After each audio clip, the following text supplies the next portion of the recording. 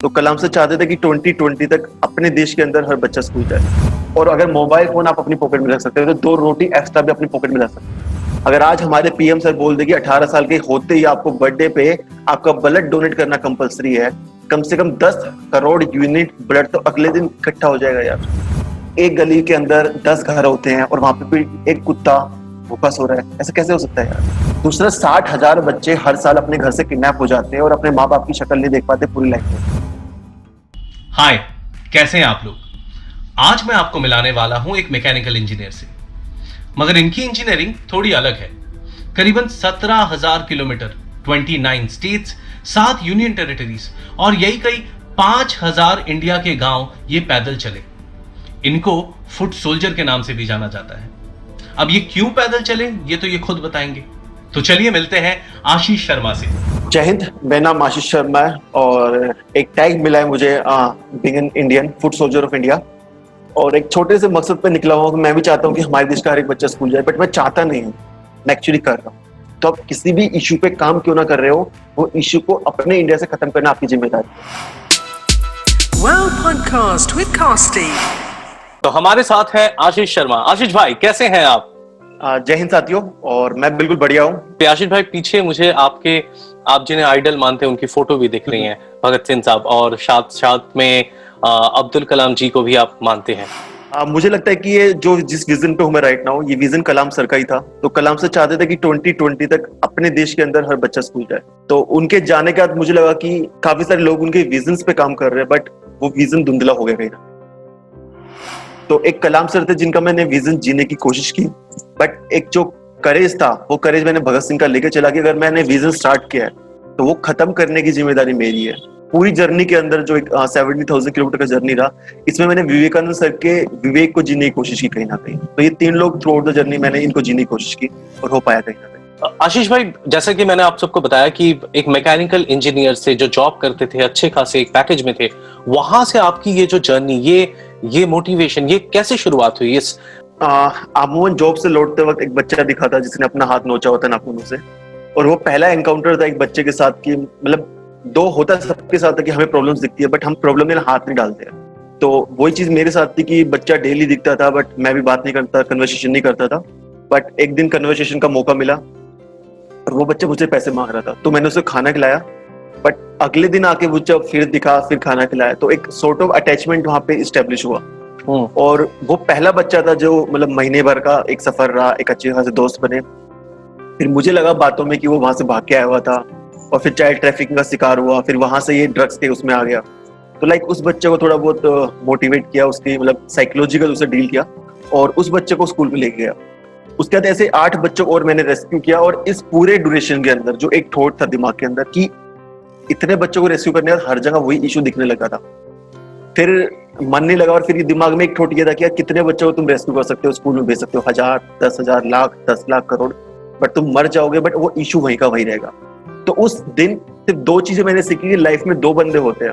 एक बंदा वो होता है जो सिर्फ अच्छा काम करना चाहता है सोसाइटी के अंदर रहकर, दूसरा बंदा वो होता है जो गलत चीजों को खत्म करना चाहता है। तो मुझे लगा कि हम अगर गलत चीजों को खत्म करते तो शायद किसी को अच्छा काम करने की जरूरत ही ना पड़े। और आशीष भाई, ये जॉब आप कहाँ करते थे? इंडिया के किस तरफ थे आप? जो सोनीपत, हरियाणा के अंदर। हरियाणा में सोनीपत से थे। हरियाणा सोनीपत में गया हूँ काफी बार। हालांकि पानीपत में मुझे जहां तक याद है करीबन 3 साल का मेरा स्कूलिंग करियर रहा। मैं डीएवी पानीपत में पढ़ा हूँ। फिर तो ठीक है, मैं तो हरियाणा में भी इंटरव्यू कर सके हैं। उन्मुक्त इंडिया, मैंने एक सपना देखा था कि उन्मुक्त इंडिया एक ऐसा सपना है जहाँ पे हम लोग बंधे हुए नहीं है साइकोलॉजिकल। तो मेरा, आपका, जितने भी लोग कुछ भी अगर एफर्ट डालते हैं, उनका पहला ही स्टेप साइकोलॉजिकल लड़ना है। सही कह रहे हैं। दूसरा क्या है कि साइकोलॉजिकली हमें लगता है कि हम आदी हो चुके हैं कि कोई इशू खत्म नहीं हो सकता। एक बंदा मुझे मिलता है, वो कहता है यार इशू इंडिया से खत्म ही नहीं हो सकता। भाई क्यों नहीं हो सकता? अगर आज हमारे पीएम सर बोल दे कि 18 साल के होते ही आपको बर्थडे पे आपका ब्लड डोनेट करना कंपलसरी है, कम से कम 10 करोड़ यूनिट ब्लड तो अगले दिन इकट्ठा हो जाएगा यार। आपको अगले 10 साल तक खून की जरूरत ही नहीं है, तो जितने ब्लड कैंप लगते हैं उसकी जरूरत नहीं है।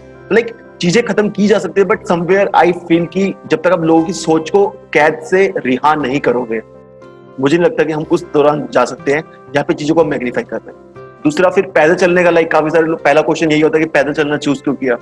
तो मैं दिल्ली से वृंदावन पैदल गया था और मुझे नहीं लगा like it was a inside call कि आप पैदल घर से निकल जाइए। एंड लिटरली हुआ ये कि मेरा एक फेथ था लॉर्ड कृष्णा के अंदर और वो फेथ मुझे यहाँ तक ले आया। तो इस मूवमेंट के अंदर एक जो सबसे खूबसूरत चीज थी वो ये थी कि इसका रूट डिसाइड कैसे हुआ था। बताइए। और ये कितने किलोमीटर का था, पहले हमें ये बताइए, फिर हम रूट के बारे में बात करते हैं। पहला सफर शायद मेरा 5600 किलोमीटर के आसपास का रहा था, जो पहला रूट था मेरा। अच्छा। हाँ, और इस जो रूट का पूरा वो रहा था, इसमें क्या था कि एक सी मैंने क्लॉकवाइज बनाया था और दूसरा सी एंटी क्लॉकवाइज था। अच्छा। और ये इस मुहिम की खूबसूरती थी कि पूरे थ्रू आउट 22 महीने मुझे क्लाइमेट मेरे अकॉर्डिंग मिला है। मतलब आप लोग इतना कुछ प्लान करके ट्रैवलिंग करते हैं तो like it was a chosen call कि मुझे जाना था इस जर्नी पे। मैं गया, मैं रहा जर्नी पे। बट सबसे खूबसूरत मुझे ये लगता है कि मैंने मौसम ना देखा ना क्लाइमेट देखा, बट मिली मुझे चीजें अपने अनुरूप। बहुत बढ़िया। सो आप जैसे हम इंडिया का अगर मैप को देखें, उत्तराखंड जो एकदम ऊपर की तरफ है, वहां से आपने नीचे की तरफ कवर करते हुए एक क्लॉकवाइज पूरा बनाया। हाँ, स्टार्ट जम्मू कश्मीर से किया। जम्मू, हिमाचल, पंजाब, हरियाणा, राजस्थान, गुजरात, दमन, दीव, सिलवासा, महाराष्ट्र, गोवा, मध्य प्रदेश, उत्तराखंड। उत्तराखंड, यूपी, बिहार, सिक्किम, असम, अरुणाचल प्रदेश, नागालैंड, मणिपुर, मिजोरम, त्रिपुरा, मेघालय, पश्चिम बंगाल, झारखंड, छत्तीसगढ़, ओडिशा, आंध्र प्रदेश, तेलंगाना, कर्नाटक, केरल, लक्षद्वीप, तमिलनाडु, पुडुचेरी, अंडमान निकोबार। लक्षद्वीप भी हो गया? लक्षद्वीप भी हो गया। Oh my God. मतलब हमारे देश में, भारत में कोई ऐसा कोना बचा नहीं जहां पे आपके कदमों के निशान नहीं है। चीजें होती है इवेंचुअली अच्छी, अगर आपकी इंटेंशन अच्छी है, आपकी एक्शन अच्छी है, आप एक अच्छे ठोट के साथ निकलते हैं। तो एक सेवक होने का मतलब जो मैंने सीखा, कर्म करना होता क्या है। कर्म करने का अर्थ ही होता है कि आपको सेवक बनना पड़ता है। स से लाइक आप अच्छी सोच रखिए, व से विचार और क से क्रिया। जब भी सेवक आप बनते हो, सेवक बनने का ही मतलब कि आप कर्म के रास्ते पे निकल चुके होते हैं। ऐसा तो नहीं हो सकता आशीष भाई कि आपसे जो भी लोग मिले सबने आपको सपोर्ट किया? ऐसा तो नहीं था? काफी डिमोरलाइजेशन, काफी दिक्कत। ऐसा बिल्कुल भी नहीं था। ये पहले दिन की बात है। पहले दिन जिस स्कूल में गया था, आई जस्ट आस्क्ड देम कि मैं ऐसे अपना घर छोड़ के, जॉब छोड़ के ऐसे निकला हूं सफर पे, and just allow me to talk in the assembly. तो मुझे प्रिंसिपल बोलता है कि पहले आप डीएम से लिखवा के लेके आइए। I went to the DM उसी दिन। डीएम मुझे बोलता आई डोंट नो यू, तो why should I give you something return, कि आप क्या करने वाले मुझे नहीं पता। उसके बाद उसने मुझे एजुकेशन ऑफिसर के पास भेजा। तो तीनों बंदों ने मुझे धक्के खिलाए और कुछ नहीं हुआ। तो पहला जर्नी की शुरुआत ही थी। ये फर्स्ट डे है। फर्स्ट डे है। फिर शाम होते होते रात हो गई, कुछ रहने के लिए नहीं मिला, पहाड़ों में फंसा पड़ा हूँ। रात के 11:30 बज चुके हैं और वहां पे बैठ कर रो रहा हूँ। फर्स्ट डे की बात है ये। अब समझ में आ रहा है कि घर छोड़ दिया, इतनी बड़ी जॉब छोड़ दिया है, like so many things are behind you now. तो अब क्या करने वाला है। बट सडनली लाइट आती है अचानक से, पहाड़ों में दिखता है। एंड वो पहला जो ढाबा जब मैं जहाँ पे रुका था, तो क्रिश्चियन था। तो एज आई टोल्ड कि फेथ कृष्ण भगवान पे था, तो he kept showing me the light and I kept through out the journey. तो पहला ढाबा वो कृष्ण ढाबा के नाम से था और उसके सफर में मैं बाद में कभी रुका नहीं। और नेक्स्ट डे मुझे नहीं पता मेरे साथ क्या हुआ कि मुझे किसी स्कूल ने मना नहीं किया, किसी कॉलेज ने मना नहीं किया। और दैट इज द डे। उसके बाद से मतलब लोग मिले, कुछ मना कर देते थे, बट एक्सेप्टेंस बहुत ज्यादा लोगों में थी। किसी ने मुझे मना नहीं किया घर में रहने का, खाने का, पीने का, या मुझे कुछ भी प्रॉब्लम हो गई, या फिर डॉक्टर्स, या फिर जैसे भी लोग मिले, they all kept supporting through out the journey. ये 17,000 की जो जर्नी थी, इस बीच में खाना पीना कैसे मैनेज करते थे? खाना बहुत बड़ा मेजर इशू रहा है पूरे उसके अंदर, क्योंकि कितना साथ में कैरी कर सकता था, क्योंकि ऑलरेडी वेट मेरा 20 से 24, 28 तक वेरी करता रहता था बैग का। अच्छा। खाना, पानी, ये सब चीजें। तो खाने का बेसिक एक पहले जम्मू कश्मीर के अंदर तो मुझे नहीं पता था कैसे क्या मैंने एडजस्ट किया अपने शरीर के साथ। फिर मैंने कुछ एंशिएंट आर्टिकल्स पढ़े, like how people used to keep themselves fit earlier life में, एंशिएंट लाइफ में। एंड अपने आप को मैंने एक स्पेसिफिक डाइट दी कि मुझे इतना अमाउंट में शुगर चाहिए, इतने अमाउंट में मुझे प्रोटीन चाहिए, ये सब चीजें चाहिए। तो उसी डाइट पे रहा मैं पूरे थ्रू आउट द जर्नी। 22 महीने की बात कर रहे हैं। आशीष भाई, कौन से स्टेट में आपका एक्सपीरियंस बहुत अच्छा रहा? कौन से शहर, या हमें बताना चाहेंगे इंडिया का ये पार्ट भी हम सब एक बार जिंदगी में जरूर जाएं? सिक्किम और लक्षद्वीप। अच्छा जी, अच्छा, ऐसा क्यों? सिक्किम में आपको सीखने के लिए बहुत कुछ मिलेगा। लाइक वहाँ पे कल्चर कुछ ऐसा है, कुछ बच्चे आपको बड़े मतलब एडवांस मिलेंगे, क्योंकि हमसे ज्यादा सेंसिटिव है नेचर को लेके, सोसाइटी को लेके। एक छोटा सा बच्चा भी टॉफी का रैपर रोड पे नहीं फेंकेगा, सिगरेट नहीं पीता। लाइक ये सब चीजें आपको सिक्किम में मिलेगी। लक्षद्वीप में शायद वर्ल्ड के बेस्ट मुस्लिम कम्युनिटी रहती है। अच्छा। और तहजीब होती है हमारी बिंग एन इंडियन, तो आपको वो लक्षद्वीप में देखने को फॉर श्योर मिले। तो वहाँ के जो लोग हैं ना, मतलब purely they are much divine people. और पैदल चलने का ये एक मेरा कॉन्सेप्ट था। आप एक इवेंट में 30,000 रुपए खर्च करते हो अमूमन, 30 से 50 या जितना भी आप करना चाहते हो, और उस इवेंट में 200 से 300 लोग आते हैं आपके पास। सही बात। मेरा डेली का जो खर्चा था वो 800 से 1000 रुपए के बीच में था इस डेली का।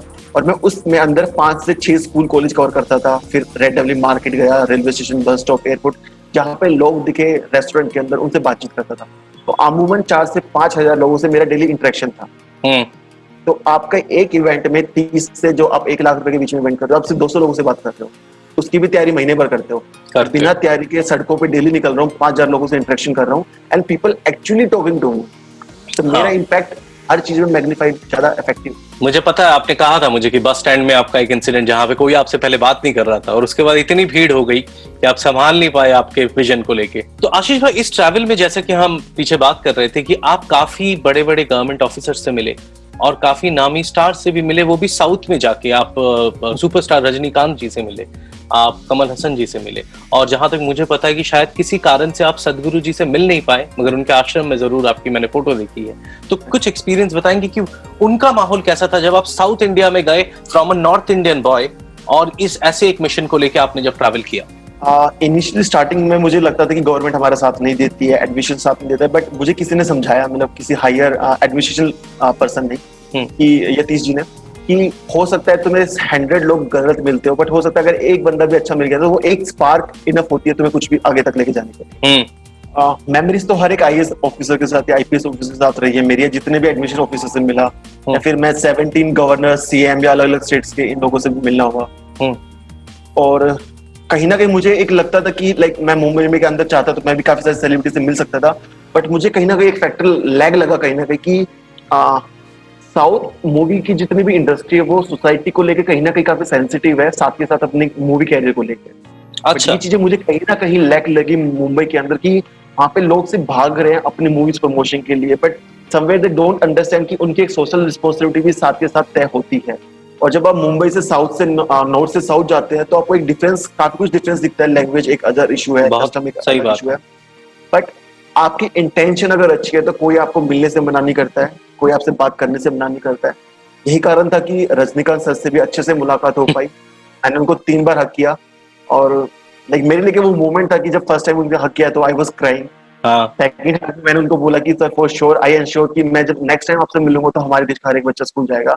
और थर्ड वाले हग में लाइक आई कुड फील कि उनकी आंखों में भी थोड़ी सी नमी सी थी। तो लाइक क्योंकि मैंने उनको वो हक किया कि जो 29 स्टेट 7 यूनियन टेरिटरीज घूमने के बाद मैं एक इकलौता पर्सन हूँ पूरे इंडिया के अंदर जो इस तरीके से पूरा इंडिया इस तरीके से देख रहा है। सो आशीष भाई, जैसा कि हम इंटरव्यू से पहले बात कर रहे थे इस बारे में कि ये चाइल्ड बैगिंग या फिर ह्यूमन ट्रैफिकिंग के बारे में अलग अलग स्टेट के अलग अलग नजरिए हैं, और आपने जैसे कहा कि हर साल करीबन 50,000 बच्चे ऐसे इस तरह किडनैप हो जाते हैं। इस बारे में आपका कोई एक्सपीरियंस हमारे साथ शेयर कीजिए ना। जब मैं इन बच्चों को रेस्क्यू कर रहा था तो साथ के साथ एक रिसर्च भी चल रही थी, तो I used to go to slum areas जो मेरे नियर बाय है। तो आई फाइंड आउट कि देयर आर हिरार्की, एक हिरार्की है। अच्छा। अब हम लोग क्या इंजीनियरिंग बैकग्राउंड से होने के नाते ये सब चीजें समझ में आती है कि हिरार्की काम कैसे करती है आपको। और ये आप नॉर्थ इंडिया की बात कर रहे हैं अभी? हाँ, ये दिल्ली की बात कर रहे हैं। तो एक पूरी हिरार्की है, child trafficking, child bagging, syndicate bagging, rag picking, drug mafia, genetic research, sexual child exploitation, crime. तो ये पूरी हिरार्की है। अब होता क्या कि हम लोग एक हिरार्की की इस पूरी एक इशू को पकड़ते हैं, पूरी जिंदगी लगाते हैं उस पर काम करने में। अच्छा। आप उस हिरार्की को तोड़ नहीं सकते जब तक आप इनिशियल ग्राउंड लेवल पे ना जाएं। अब चाइल्ड ट्रैफिकिंग को आप रोक नहीं सकते कहीं ना कहीं, क्योंकि हमें नहीं पता कौन से बच्चों को कहाँ से उठाया जा रहा है, कब उठाया जा रहा है, इस तरीके से। बट आप एक चीज कर सकते हैं, आप चाइल्ड बैगिंग को रोक सकते हैं। अच्छा। अगर हम बीइंग एन इंडियन अगर हम ही किसी को भीख नहीं देंगे तो ऑटोमेटिकली एक साइकोलॉजिकल चेंज उन बच्चों के अंदर भी आएगा कि या तो हम काम करें या फिर हम कुछ और करें, बट एटलीस्ट वो पैसे ना मांगे। इसके अलावा थ्रू आउट द इंडिया मैंने कहीं ना कहीं बैगर्स देखे ही हैं। नॉर्थ ईस्ट में अब स्टार्ट हो चुके हैं, क्योंकि जहां जहां पे रेलवे स्टेशन की कनेक्टिविटी स्टार्ट हो रही है वहां पे आपको बैगर्स इजीली मिल जाएंगे, क्योंकि ये ट्रेन के थ्रू से ट्रैवल करते हैं। हाँ, क्योंकि इजी मींस ऑफ ट्रांसपोर्ट है, कोई पूछने वाला नहीं है, 10 रुपए की टिकट है, आप कहीं पे आराम से इजीली जा सकते हैं। तो एक रेलवे स्टेशन भी कहीं ना कहीं एक पार्ट है इन सब चीजों के अंदर। जितने भी रिलीजन्स बने हैं लाइक आदि शंकराचार्य, स्वामी विवेकानंद, गुरु गोविंद सिंह, नानक देव, मोहम्मद पैगंबर, गौतम बुद्ध, महावीर, जीसस, इन सब में कॉमन चीज पैदल चलना है। ऐसा नहीं कि उस टाइम पे मीन्स ऑफ ट्रांसपोर्ट नहीं था, घोड़े भी होते थे, गाड़ियां होती थी, but still they choose to walk, क्योंकि जब आप पैदल चलते हैं आप सीधा नेचर से कनेक्टेड फील करते हैं। और इसका एक साइंटिफिक रीजन भी है जो लेटर में पता चला कि जब आप पैदल चलते हैं तो अर्थ से आपको फ्री आयंस मिलते हैं जो आपको mentally, emotionally, physically, spiritually fulfil करते हैं। तो इसलिए पैदल चलना बेहद जरूरी है हमारे लिए। जो अभी के टाइम में शायद है ही नहीं। हम पैदल चलने के लिए जिम में जाते हैं। हो चुका है। हाँ जी, मतलब वही हो रहा है कि पैदल चलने भी जिम में जा रहे हैं। पैदल चलने के लिए भी हम जिम में जाते हैं और ट्रेडमिल इस्तेमाल करते हैं। सही कह रहे हैं। ये चाइल्ड ट्रैफिकिंग के लिए आपने जैसे कहा कि हम भीख देना अगर बंद कर दें, शायद यहीं से हम शुरुआत कर सकते हैं। या इस चीज को आपने बताया। तो आशीष भाई, आपने तो इस चीज को बहुत क्लोजली देखा है, मगर हम जैसे लेमैन या इंटरव्यू आज लेने के बाद जो भी सुन रहा है, अगर हर कोई बंदा ये शुरू कर दे, आपको खुद विश्वास है कि इससे फायदा होगा हमें? सिर्फ थिंकिंग वाली बात है। अगर 60 करोड़ परिवार हमारे देश के अंदर संपन्न है और अगर मोबाइल फोन आप अपनी पॉकेट में रख सकते हो तो 2 रोटी एक्स्ट्रा भी अपनी पॉकेट में रख सकते हो। जहाँ पे कोई बैगर दिखा, अगर भूख ही सिर्फ रोटी की है तो आप 2 रोटी दे दीजिए, बात खत्म।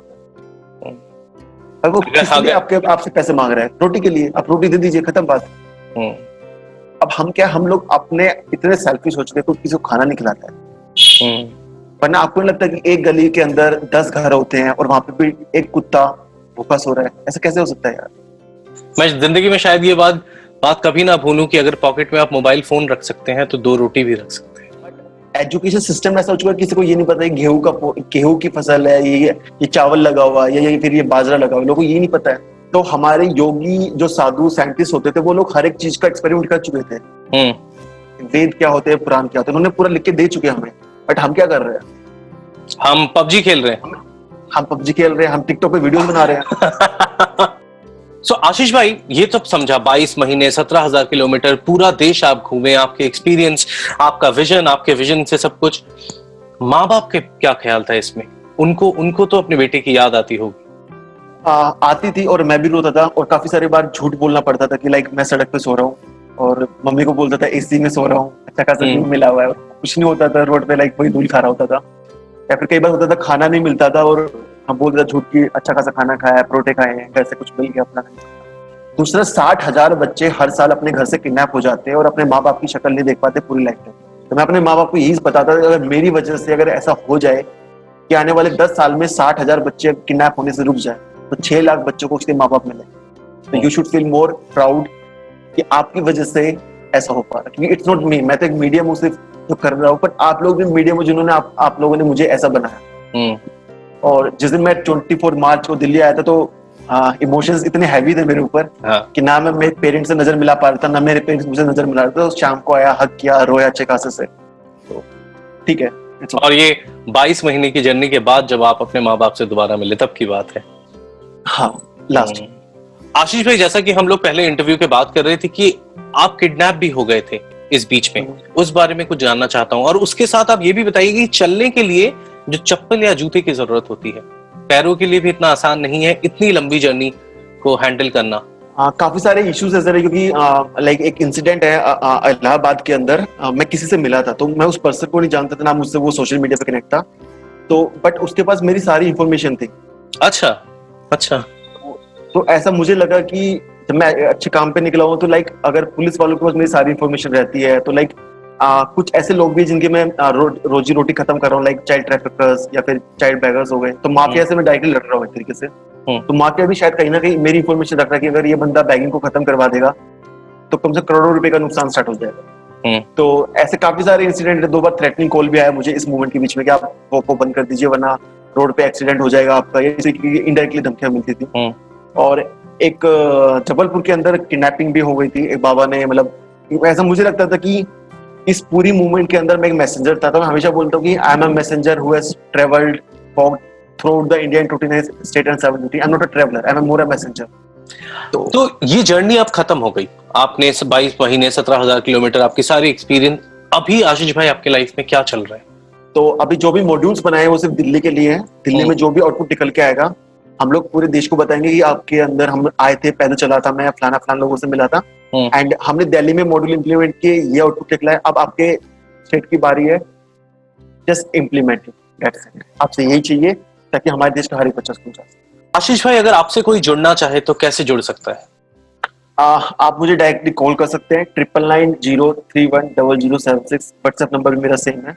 और फेसबुक इंस्टाग्राम पे आप अजनबीज़म AJNABISMM ये मेरा यूजर नेम है, तो आप डायरेक्टली मुझसे जुड़ सकते हैं। ये सारे लिंक के डिस्क्रिप्शन आपको नीचे मिल जाएंगे। जय हिंद, मैं हूं आशीष और आप मुझे देख रहे हैं वाव पॉडकास्ट पर।